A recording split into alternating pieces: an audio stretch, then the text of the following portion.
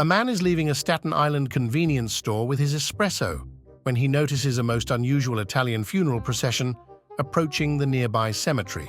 A black hearse is followed by a second black hearse about 50 feet behind. Behind the second hearse is a solitary man walking a dog on a leash.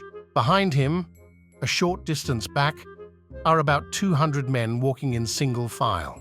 The man raises his eyebrows. He's never seen anything like this before, so after a while, his curiosity gets the best of him. He respectfully approaches the man walking the dog and says, "I am so sorry for your loss, and this may be a bad time to disturb you. But I've never seen a funeral like this. Whose funeral is it?" The man walking the dog replies, "That first coffin is for my wife." "I see. My condolences. May I ask what happened to her?" asks the man. "My dog attacked and killed her," replies the man with the dog. "Well, who is in the second coffin?" asks the man. "My mother-in-law.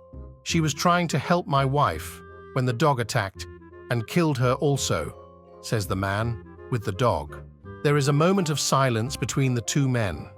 The man then asks, "Can I borrow the dog?" The man with the dog replies, "Get in line." An Irishman walks into a bar in Dublin. He orders 3 pints of Guinness, then sits in the back of the room, drinking a sip out of each one in turn. After he finished all 3, he returns to the bar and orders 3 more. The bartender says to him, "You know, a pint goes flat after I draw it. It would taste better if you bought one at a time." The Irishman replies, "Well, you see, I have 2 brothers. One is in America, the other in Australia, and I'm here in Dublin. When we all left home, we promised that we'd drink this way to remember the days we all drank together." The bartender admits that this is a nice custom and leaves it there. The Irishman becomes a regular in the bar and always drinks the same way. He orders 3 pints and drinks the 3 pints by taking drinks from each of them in turn. One day, he comes in and orders 2 pints. All the other regulars in the bar notice and fall silent.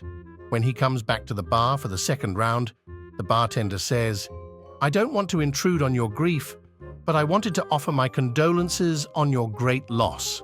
The Irishman looks confused for a moment, then a light dawns in his eye and he laughs. "Oh no," he says, "everyone is fine. I've just quit drinking."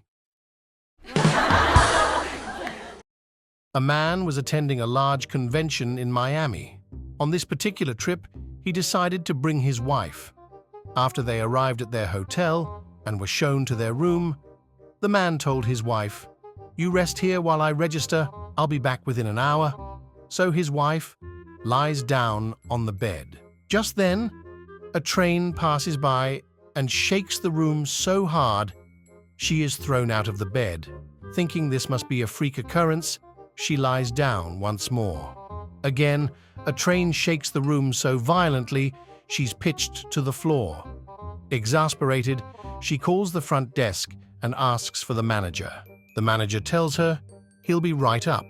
The manager is naturally skeptical, but the wife insists the story is true. "Look, lie here on the bed. You'll be thrown right to the floor," she tells the manager. So he lies down next to the wife. Just then, the husband walks in. "What are you doing here?" the husband shouts at the manager. The manager replies, "Would you believe I'm waiting for a train?" A man is speeding down a country road when he notices red lights flashing behind him in his rearview mirror. So he pulls over to the side of the road and rolls down his window. An officer approaches his car and asks him, "Sir, do you realize how fast you were going?" The man replies, "Yes. I'm really sorry about that, officer, but I have to go." The officer interrupts him. "Not so fast. You're coming with me." The officer takes the man to jail and tells him, "You're going to have to wait for the chief to get back in a few hours." After a few hours have passed, the officer tells the man, "Well, you're lucky. The chief is on his way back from his daughter's wedding, so he'll be in a good mood." The man replies, "I doubt it. The cop snaps back, "Why do you say that?"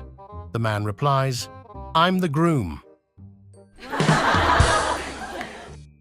A man is about to walk into a bar, known for having lots of beautiful women, when a bouncer stops him at the door. The bouncer says, "We have a dress policy where ties are mandatory for men, and you are just wearing a shirt that's open at the collar. Sorry, I can't let you in." So, the man returns to his vehicle to see if he has a tie anywhere. Sadly, he doesn't, but while looking, he notices a set of jumper cables in the back of his car. He's desperate to get into the bar, so he fashions the jumper cables into a rough tie knot around his neck, with the ends dangling free. When he goes back to the bar, the bouncer looks him over carefully and then nods. "Okay, I guess you can come in now," he says. "Just don't start anything." A man enters the patent office carrying some of his new designs. He approaches the clerk and says, "I'd like to register my new inventions." The clerk replies, "Sure, let's see what you have." The man places the first item on the counter and says the first is a folding bottle. "That's interesting," says the clerk. "What do you call it?" "A fottle," replies the inventor. "A fottle?" asks the clerk. "That's not a very descriptive name. Can't you think of something else?" "I'll think about it," replies the inventor. "I've got something else, though. It's a folding carton." "And what do you call that?" asks the clerk.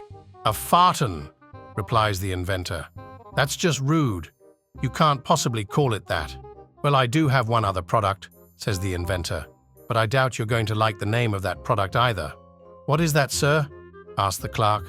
The inventor replies, "A folding bucket." Two lions in Africa spot a lawyer on a safari. The lions are hungry, so they pounce on the lawyer and eat him. Later, the two lions are stalking through the brush when one of them reaches out with his tongue and licks the rear of the other lion. The startled lion turns around and says, "Hey, cut that out!" The other lion apologizes, and they continue. About 5 minutes later, the lion again reaches out with his tongue and licks the rear of the other lion. The lion growls and says, "I said stop it." The other lion apologizes, and they continue. After about another 5 minutes, the lion once more licks the rear of the other lion. This time, the other lion asks, "I told you to stop that. What is it with you anyway?" The lion replies, "Sorry, I was just trying to get the taste out of my mouth." My friends, if you want to watch other funny jokes, subscribe to the channel.